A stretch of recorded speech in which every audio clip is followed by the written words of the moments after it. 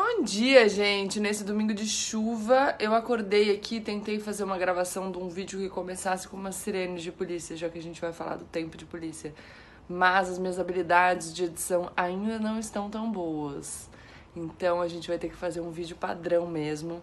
E, enfim, sem mais delongas, vamos começar aí o nosso vídeo número 2 sobre política de drogas. Nesse vídeo a gente vai falar um pouquinho de como a polícia gasta o tempo dela. E se é bom esse jeito. Quando a gente vai falar sobre tempo da polícia gasto com drogas, com a questão da ilicitude das drogas, a gente tem que pensar em dois cenários. Primeiro, o tempo que ela gasta para prender traficante de droga e segundo, o tempo que ela gasta com o usuário de droga. Vamos falar primeiro do traficante. Enfim, a polícia gasta o tempo dela para combater o tráfico de drogas da forma que a gente viu no vídeo anterior. A gente viu quem é o traficante que a polícia prende, certo? E aí o que a gente tem que pensar é, por que será que a polícia prende esse traficante pé de chinelo e não prende... Ai, que bom, barulho. Por que a polícia prende esse traficante pé de chinelo e não prende o grande traficante? Porque a polícia não tem investimento, não tem estrutura para empreender grandes investigações. Ela não tem como fazer um trabalho de inteligência. E aí, o tráfico de drogas, da forma como a gente viu no crime anterior, não demanda muita coisa para virar uma denúncia do Ministério Público e nenhuma condenação. As condenações pela prática de tráfico de drogas decorrente de prisões em flagrante, no geral tem o flagrante, o laudo de materialidade que prova a natureza da substância e o depoimento dos policiais. Não precisa nada além disso. Então acaba sendo um crime bom também para a estatística, porque a investigação vira uma condenação. E como a gente sabe, a polícia tem que manejar o tempo dela. O policial, como nós, tem 24 horas no dia e um volume muito grande de trabalho. Existem pesquisas que mostram que o critério para que a polícia selecione o que vai andar falando de investigação e o que vai ficar parado e deixado ali na gaveta é o tanto de informações que já existe no próprio flagrante para o oferecimento de denúncia. Porque, repito, a polícia não consegue fazer grandes investigações. E é justamente por não conseguir fazer trabalhos de inteligência que a polícia brasileira hoje elucida menos de 10% dos homicídios que acontecem no país. Entender isso deve nos levar a dois questionamentos. O primeiro é, será que a gente está ficando mais seguro? Quer dizer, a gente prende um monte de gente, temos hoje a terceira população carcerária do mundo, mas a gente não consegue investigar os crimes violentos, homicídio, latrocínio, e a gente não consegue prender os grandes traficantes, certo? Então talvez a gente esteja vivendo uma ilusão, outro carro passando na rua, uma ilusão de segurança. Talvez esse discurso que demonize as drogas e coloque o traficante como o pior dos criminosos, justamente porque o tráfico acaba sendo um crime fácil de punir, naquele jeito lá que eu falei, flagrante, prova de materialidade e depoimento dos policiais, porque isso daria para nós, jurisdicionados, cidadãos, a sensação de estarmos ficando mais seguros, quando na verdade isso não está acontecendo, porque o poder público só está contando uma historinha e a gente está caindo sem perceber que o que eles deveriam fazer de fato é racionalizar a forma como a polícia gasta o tempo dela. Aí isso vai nos levar ao segundo raciocínio, que é, a gente pode não estar ficando mais seguro e pelo contrário, a gente pode estar ficando mais inseguro. Por quê? Porque a gente está pegando aqueles traficantes pé de chinelo que eu falei no primeiro vídeo e jogando no nosso sistema carcerário, que é dominado pelas facções criminosas. E é sobre isso que eu vou falar no último vídeo da quadrilogia, no quarto vídeo. Agora, nesse vídeo, a gente vai continuar falando do tempo da polícia, mas sob uma outra perspectiva, que é o tempo que a polícia gasta com o usuário de droga. Vocês vão ficar passados, mas existe uma pesquisa do Instituto Sou da Paz que mostra que do tempo total que a polícia gasta com drogas, 40% está relacionado a ocorrências de porte para uso pessoal. Então aguenta que eu vou explicar melhor. Aí vocês vão falar assim pra mim, mas Gabriela, como assim? Você disse que a Lei 11.343 de 2006 despenalizou a conduta do usuário. É verdade. Ela retirou do rol de penas previstas a pena de prisão. Mas se vocês lembrarem bem, eu também disse que a conduta continua criminalizada e, portanto, que o usuário passa pelo sistema de justiça criminal. Vamos aqui fazer uma situação hipotética, narrar uma situação hipotética. Vamos imaginar que eu esteja na rua com um baseado e tenha sido surpreendida por 2 policiais militares. O que eles vão ter que fazer? Ter que fazer, tá? Não é uma opção. Eles devem agir, senão é crime de prevaricação. Então, eles têm que me abordar. Acharam baseado? Vão apreender o baseado, me colocar dentro da viatura, me leva para uma delegacia da Polícia Civil. Chegando na delegacia da Polícia Civil, vão fazer um termo circunstanciado, que é ali um registro de ocorrência um pouco mais simples, porque não vai dar início a um inquérito policial, que é o instrumento para apuração de crimes mais complexos. No termo circunstanciado, me ouve os 2 policiais e faz a requisição do exame pericial na droga. Como assim o exame pericial na droga? Né? Porque se eu tiver com um cigarro e ele for de nicotina, é lícito. Se eu tiver com um cigarro de maconha, é ilícito. Portanto, a ilicitude da minha conduta, ela tem a ver com a qualidade da substância que tem naquele cigarro. Então, tem que mandar para o IC para fazer uma perícia. Eu assino lá um termo de comparecimento em juízo no futuro, vou embora. Aí o delegado manda isso para o Instituto de Criminalística. Chegou lá, o Instituto de Criminalística vai fazer o laudo. Constatou que era maconha? Manda de volta para a delegacia. O delegado, então, manda isso para o Ministério Público. O Ministério Público vai redigir uma proposta de transação penal, porque o crime de porte de drogas para uso pessoal é um crime que tem uma pena que a gente já viu que não é privativa de liberdade, portanto, ele é um crime de menor potencial ofensivo. Não vou explicar isso para vocês porque é muito técnico, mas é possível que se faça um acordo entre a acusação e a defesa. Então, o Ministério Público, o promotor, vai redigir essa proposta de acordo e vai mandar para o juiz, que vai ter que me chamar para ir no fórum, numa audiência. Então, aí o juiz já vai ter que separar ali um dia da pauta dele pra gente fazer essa audiência. Já deu uma empatada ali na pauta do juiz.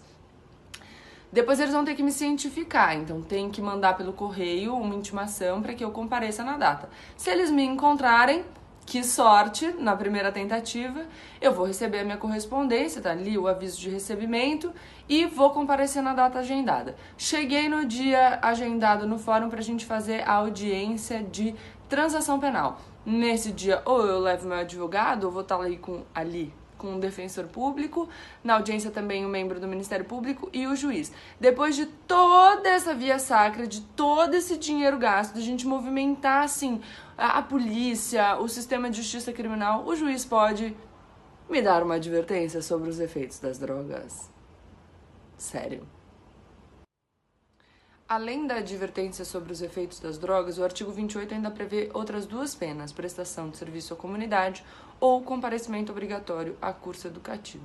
E aí eu quero contar uma coisa aqui para vocês muito interessante. Em 2014 eu terminei o meu mestrado e eu fiz um trabalho sobre o impacto dissuasivo que tem a criminalização de condutas relativas ao porte na decisão dos indivíduos por usar a droga ou não. Eu fiz uma pesquisa com indivíduos usuários de crack. Vocês devem imaginar um pouco aqui o resultado que eu tive. Mas o mais significativo não é que na minha pesquisa ficou claro que não tem impacto dissuasivo nenhum, mas que os usuários que eu estudei, que são usuários mais problemáticos de crack, sequer sabiam que as condutas relativas ao porte são criminalizadas. Eles sabem que o tráfico é proibido, mas eles não sabem que portar para uso próprio não é proibido. Quando a gente começa a pensar numa outra parcela da população, vamos pensar aqui nos nossos amigos. Tem gente que você conhece que usa drogas ilícitas, pode ser maconha, pode ser cocaína, pode ser droga sintética nas festas. Essas pessoas deixaram de usar a droga porque ela é proibida? Será que a criminalização da conduta relativa ao porte tem mesmo um impacto na decisão da pessoa sobre usar a droga ou não? E aí isso nos leva para um outro raciocínio, que é: toda vez que a gente fala sobre criminalização do uso, as pessoas dizem: nossa, mas se a gente descriminalizar o uso, o consumo vai explodir de forma muito significativa e a gente vai ter um problema maior. Primeiro, que vários países no mundo já descriminalizaram condutas relacionadas ao porte de drogas para uso pessoal, de todas as drogas. A gente tem vários exemplos: Uruguai, Argentina, Colômbia, Chile, Portugal, um exemplo muito bom, Alemanha, Canadá, enfim. Tem ainda estratégias mais progressistas no sentido de liberar, inclusive, a maconha para uso recreativo, no Uruguai como precursor, no Canadá, também vários estados dos Estados Unidos. Então, nesses estados que já tiveram essa experiência, o uso não explodiu de forma significativa, pelo contrário, foram constatados benefícios em relação à política de saúde pública, mas isso é assunto para o próximo vídeo. E não é porque uma conduta é liberada, é legalizada, que a gente vai decidir usar a substância. Então vamos lá. Nicotina é lícito. Aí você não gosta de cigarro, mas fala: gente, eu odeio cigarro, mas poxa, É lícito, né? Não, pelo amor de Deus, eu tenho que exercer esse meu direito. Vou fumar um cigarro, embora deteste, mas já que é lícito, pô. Ou amanhã, se por acaso descriminalizarem as condutas relativas ao porte de drogas, você vai decidir cheirar uma carreira de cocaína só porque é legalizado. Faz sentido esse tipo de argumentação? Não, né?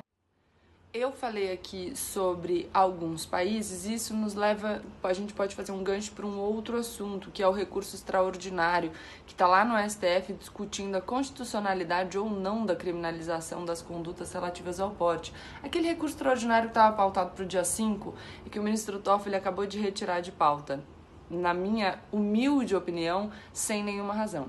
Enfim, dos países que eu mencionei anteriormente, alguns descriminalizaram as condutas relacionadas ao consumo de drogas pela via legislativa, ou seja, eles fizeram uma lei, o poder legislativo deles editou uma lei que deixou de considerar essas condutas como criminosas, e outros desses países fizeram isso pela via judicial, que é a Corte Constitucional deles, o STF deles, decidiu que criminalizar condutas relativas ao consumo é inconstitucional. Portanto, que criminalizar essas condutas está em confronto com aquilo que dispõe a Constituição Federal. É esse o tema do nosso recurso extraordinário. O que o nosso recurso extraordinário discute é, segundo aquilo que dispõe a Constituição Federal, de acordo com o que a Constituição Federal exige para que uma conduta seja criminalizada, ou respeitando os direitos que a Constituição Federal nos impõe que respeitemos, é possível criminalizar o consumo de drogas? O consumo de drogas para uso pessoal, não. O porte de drogas para uso pessoal? É esse o objeto do recurso. E por que é importante a gente saber qual é o objeto do recurso? Porque aí a gente vai perceber que não importa a forma como a conduta é criminalizada. Então não interessa se nesse novo projeto aprovado no Senado, que foi para sanção do presidente, a criminalização se dá de uma maneira um pouco diferente da criminalização que a gente tem hoje na 11.343. Embora não seja esse o caso, mas eu estou fazendo aqui uma conjectura. O que importa é que há criminalização. Porque eu vou dar um exemplo para vocês. A nossa Constituição Federal diz que para uma conduta ser criminalizada pelo direito penal, e por que ela faz essa exigência? Porque o direito penal acaba, no fim das contas, lesionando um direito fundamental do indivíduo, que é a liberdade. Então o Estado tem que se valer do direito penal com muita parcimônia e só nos casos estritamente necessários.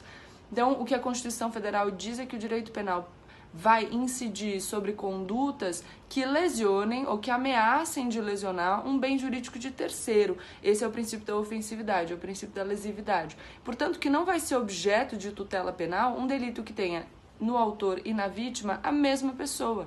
O direito penal não pune a autolesão. Por isso que no direito penal brasileiro a gente não tem a criminalização do suicídio, só da instigação, auxílio e induzimento ao suicídio. Portanto, eu instigo, eu auxilio, eu induzo alguém a praticar o suicídio. Percebam que tem um autor e uma vítima, pessoas diferentes. Ou é por isso que no direito penal a gente não pune a autolesão, quando autor e vítima são a mesma pessoa. No porte de drogas para consumo pessoal, quem é o autor? O usuário. Quem é a vítima? O usuário. É a saúde dele que está sendo comprometida. E por que eu estou falando de saúde? Porque quando a gente criminaliza o porte de drogas para consumo pessoal e também o tráfico, o que a gente diz é que o bem jurídico que está em risco, então o bem jurídico que a gente está tutelando através do direito penal é a saúde pública.